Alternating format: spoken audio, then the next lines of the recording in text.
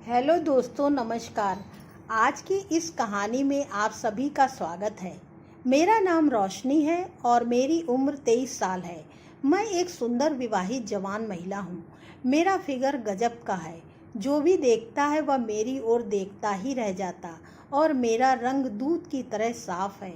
मेरा जिस्म बिल्कुल कारीगरी की तराशी हुई संगमरमर की मूर्ति की तरह है। मेरी शादी हुए 3 साल हो गए हैं और मेरी एक बेटी है और अब वह 9 माह की है। जब वह 3 माह की थी तब मेरे पति का तबादला विदेश में हो गया था। क्योंकि उनका क्षेत्र इंटरनेशनल था, इसलिए वह परिवार को अपने साथ नहीं ले जा सकते थे। उन्हें हर साल 1 माह के लिए भारत आने की इजाज़त थी। विदेश जाना उनकी मजबूरी थी, इसीलिए मुझे और 3 माह की बेटी को अकेला छोड़ गए थे। हम अकेले ना रहें, इसलिए मेरे पति ने मेरे नंदोई यानी कि मेरे ननद के पति को हमारे पास रहने के लिए गांव से शहर बुला लिया था। मेरे नंदोई जब हमारे साथ रहने के लिए आए तब उनकी उम्र 45 साल की थी। वह हमसे अलग गांव में रहते थे। मेरी ननद की मृत्यु 2 साल पहले हो गई थी और पिछले 1 साल से ज़्यादा वहीं पर गांव में अकेले ही रहते थे। नंदोई जी आर्मी से रिटायर होने के बावजूद वह बहुत फुर्तीले थे। आर्मी के तौर तरीके और तहजीब वह अभी तक नहीं भूले थे। गांव में रहने और खेती बाड़ी करते तथा गांव के शुद्ध वातावरण के कारण उनका शरीर बहुत ही गठीला और सुडौल था। इस आयु में भी वह एकदम 30 साल के जवान लगते थे। पति के जाने के बाद पिछले 7 माह से वह हमारे साथ ही रह रहे थे। पढ़े लिखे होने के कारण उनका उठना बैठना पहनावा भी शहर वासियों जैसा था, इसलिए मेरे साथ घर में बहुत जल्दी एडजस्ट हो गए थे। घर के काम और बेटी की देखभाल में भी मेरा हाथ बटाते थे। मुझे और मेरे पति को वो सब करना बहुत पसंद है। और अब मेरे पति को अमेरिका गए हुए लगभग 7 माह हो चुके थे और इन 7 माह में पहले 2 माह तक मुझे एक बार भी क्रिकेट खेलने को नहीं मिला।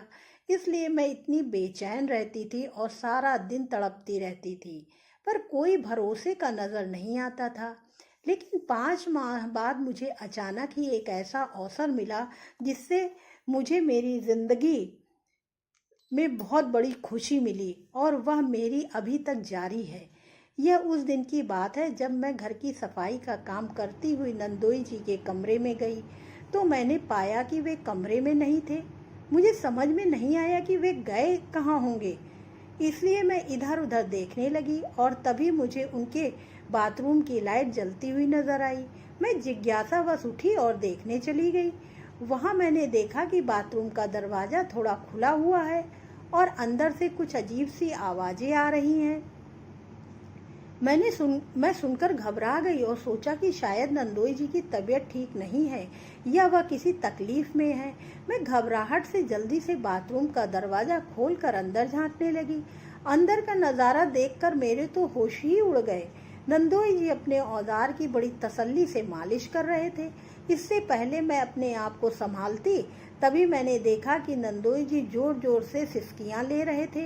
ये सब देखकर मेरी नज़र में जोर से एक लंबी लंबी सांस निकली, जिससे सुनकर नंदोई जी ने पलट कर देखा और मुझे देखते ही गुस्से से बोले, तुम यहाँ क्या कर रही हो? उनके गुस्से से भरी आवाज़ सुनकर मैं डर गई और बिना आवाज़ किए वहाँ से भाग गई। इस घटना के 2 घंटे बाद मैं तो उनके सामने भी नहीं गई, लेकिन दोपहर का खाना बनाने के समय बेटी तंग कर रही थी तो मुझे मजबूर होकर उन्हें उसको देने के लिए जाना पड़ा। तब बिल्कुल नंदोई जी सामान्य तरीके से पेश आए। इससे मेरी जान में जान आई और मैं भी उनके सामने आने जाने लगी तथा सामान्य तरीके से व्यवहार करने लगी।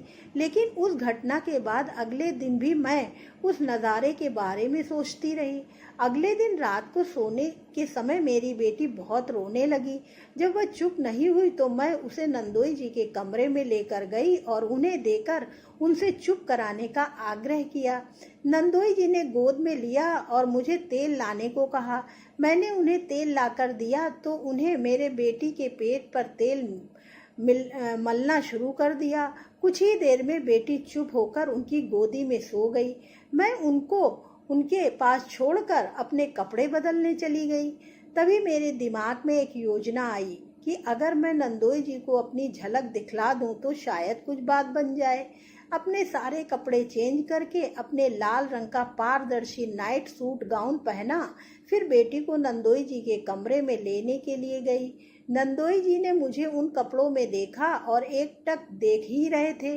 उनकी आंखों की चमक बता रही थी कि वह मेरे बिछाए हुए जाल में फंस जाएंगे। मुझे सिर्फ कुछ इंतजार करना पड़ेगा। जब मैं नंदोई जी से बेटी लेने के लिए हाथ बढ़ाया तो वह मुझे देखते ही एकदम स्थिर हो गए। मैंने कहा, नंदोई जी, ये सो गई है, लाइए मैं इसको बिस्तर पर सुला दूं।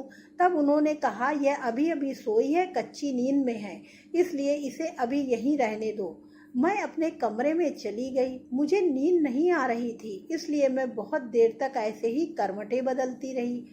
तभी मुझे याद आया कि मैंने बेटी को दूध नहीं पिलाया। मैं उठी और नंदोई जी के कमरे में गई तो पाया कि वह भी सो गए हैं। तब मेरे मन में आया कि मैं भी इसी कमरे में सो जाती हूँ, क्योंकि बेटी भी इसी कमरे में सोई है, और मैं भी उनके साथ वाले बेड पर लेट गई। बेटी को अपने पास खींचा और इतने में नंदोई जी ने नींद में ही करवट बदली और सीधे होकर सोने लगे। मेरी बेटी का पेट भर चुका था, लेकिन मुझे नींद नहीं आ रही थी। मैंने बच्चे को अपने से सुला लिया और वहीं बैठकर नंदोई जी को निहारती रही। मैंने महसूस किया कि मैं क्रिकेट खेलकर जिंदगी का मजा चाहती हूँ। मैंने अपना अकेलापन दूर करना चाहती हूँ, अपनी भूख मिटाना चाहती हूँ। इसके लिए अब मुझे मेरे पति की गैर हाजिरी में भरोसे का और पूर्ण संतुष्ट करने वाला पुरुष मिल चुका है। अब मैं और ज़्यादा इंतज़ार नहीं कर सकती, और इसलिए मैंने अपनी सारी शर्म और हया छोड़कर मैं नंदोई जी के पास जाकर बैठ गई। तो थोड़ी देर बाद नंदोई जी हिलने लगे। मुझे लगा कि उनका हाथ मेरे सर पर आ गया है और नंदोई जी जाग गए हैं। उनकी इस हरकत से मैं थोड़ा घबराई।